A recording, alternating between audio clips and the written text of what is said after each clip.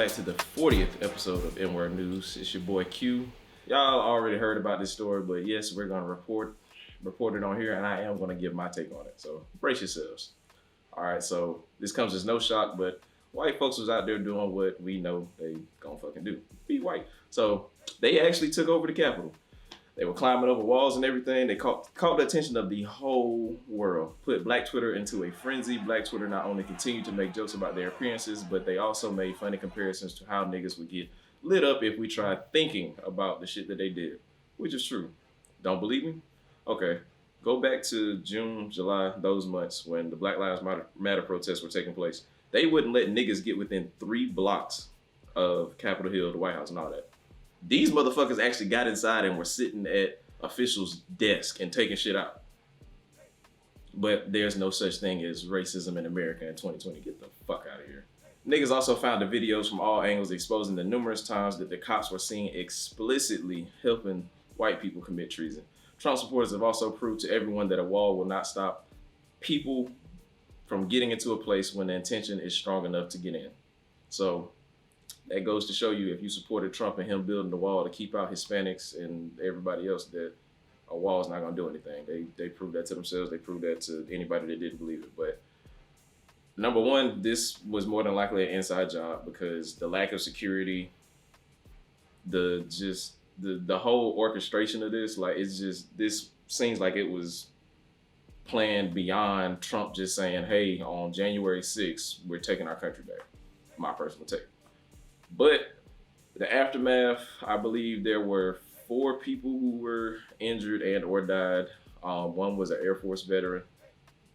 Not rejoicing in her death at all, but I can't honestly say that I give a fuck. The one thing that bothered me about this that they're just not starting to talk about is the fact that when they did it, there were no, like, what are we gonna charge them with? And my biggest thing is, like, kidnapping.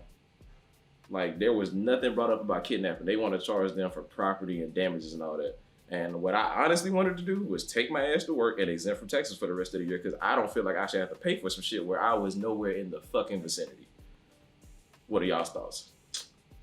One of the treasonous participants was an Air Force veteran from San Diego, the lady I just told y'all about. The woman hopped on a plane to come storm the Capitol and ended up being shot dead in the neck with a Trump flag draped around her like a cape. Now, by any means, we do not support the unjust killing of an innocent citizen exercising their right to protest, which we don't. Stop calling them protesters. Like, these are those domestic terrorists, anarchists, domestic terrorists, vanilla ISIS, Cracker. Like, shout out to Charlemagne for coming up with all of these. Out in Cali, they running out of oxygen. The pandemic has gotten so crazy that the ambulances have to ration the oxygen and are not allowed to put masks on everyone. Some have even been ordered to leave behind anyone that seems like they won't make it. If you haven't got your stimulus check yet, check out the IRS website. They're supposed to be coming out by the 15th. If you don't have your shit by the 15th, then you will have to request your stimulus to be mailed to you or sent to you when you file your taxes. So hopefully you get your money before then, but if not, that is the way that you can get your $600. Please don't be stupid and go do like some dumb, ignorant ass shit. Like, use the money to better yourself. Donald Trump got banned from Twitter and Facebook. This ain't really news, it's just funny, which it is. Like, and for the people that are getting mad that, you know, they're taking a stance like they banned the president of the United States from Twitter and Facebook, like, Facebook and Twitter have owners. As an owner, you can do what the fuck you want to do with your platform that you created. Like, so get over your fucking self. Stop feeling entitled. If I was the creator of one of these platforms, this motherfucker would have been taken off. Like, none of this shit would have even popped off if it had anything to do with my platform. My question is, what the fuck took y'all so long? We know y'all sitting there reading the shit. Like, oh, we're gonna cite you for this, like, you know, racist rhetoric and yada, yada, yada. But it took drawing national attention to show how far America has yet to go to get over racism for y'all to say, okay, now we're gonna ban them. This is something else that y'all probably heard about, but somewhere in all the commotion, this was lost in Black Twitter, but there's a rumor going around that Kanye West was having sex with Jeffree Star. Normally this wouldn't classify as news, but it's so bizarre that more people should be aware, because maybe then we'll have some answers. Me personally, I do not give a fuck if Kanye West is a butt pirate or not. It's his life to live. At the end of the day, he's still rich.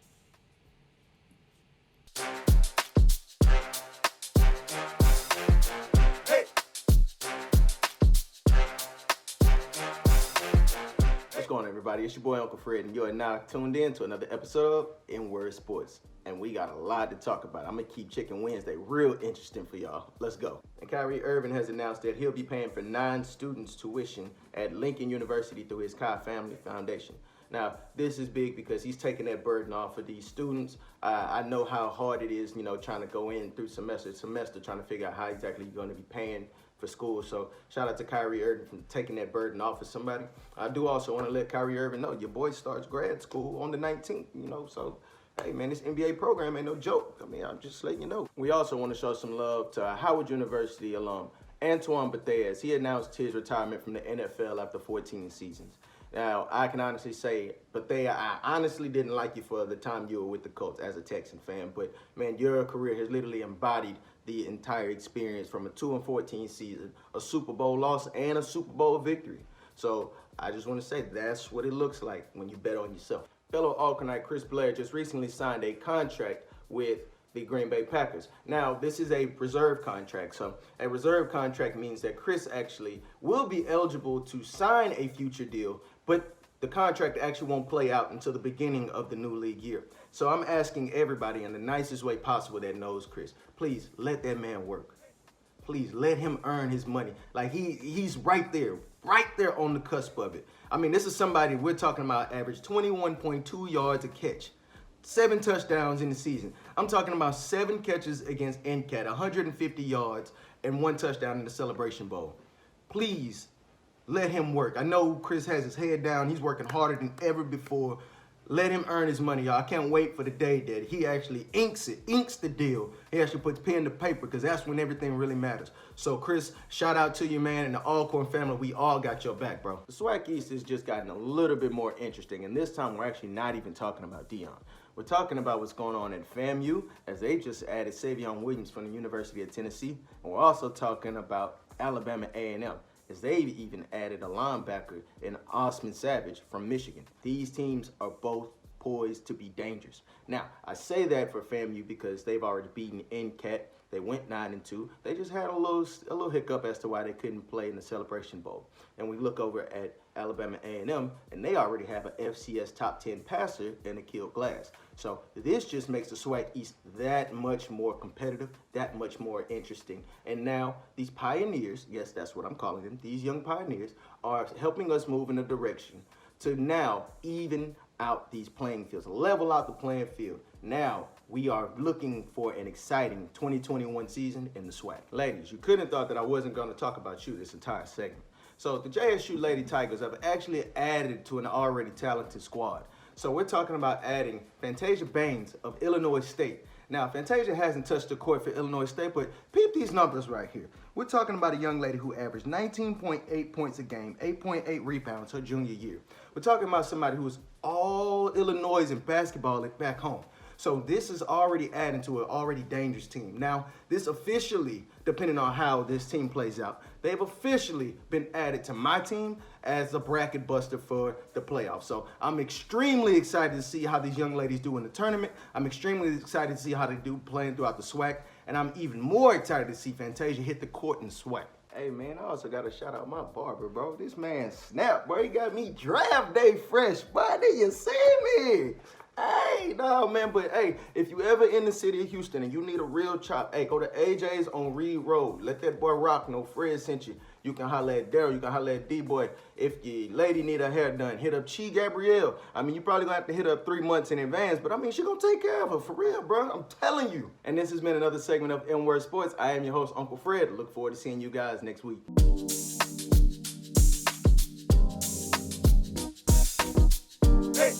The Y'all Hiring segment got loaded up with people today because Smurf and Tone went crazy. Y'all thank them. Khalil and Darius helped too. They offered so many that Dre is having some for next week. Dre is saving some for next week. So shout out to Tone and Smurf. Thank y'all. Because whenever Dre posted, y'all act like y'all don't know no niggas with businesses. And is that coming from a place of jealousy, or is that just because you don't want to see a nigga win?